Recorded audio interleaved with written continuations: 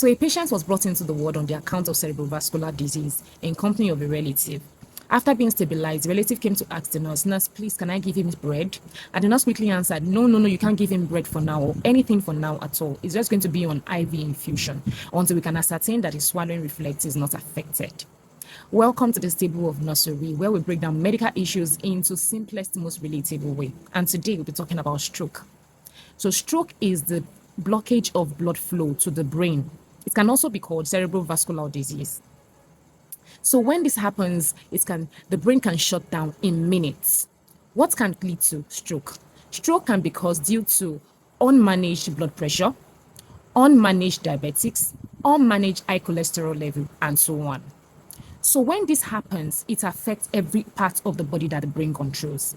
So the brain actually works in a crisscross direction, meaning the right side of the brain controls the left side of the body, and the left side of the brain controls the right side of the body. So when stroke happens to the right side of the brain, the manifestation is seen at the left side of the body and vice versa. So there are two types of stroke. We have ischemic stroke and hemorrhagic stroke.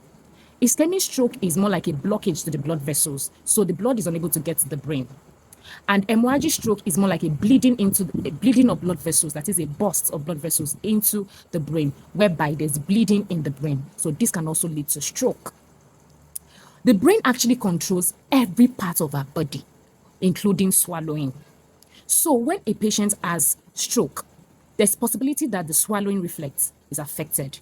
So there could be dysphagia, which means difficulty swallowing. And when this happens, there's risk of aspiration. So food does not go into the right direction, that is from the mouth to the stomach and all. So the food can actually be directed into the trachea, leading to pneumonia, infection, and even death. So when stroke occurs, the patient is not given solid food immediately until they can be ascertained that the swallowing reflex is not affected.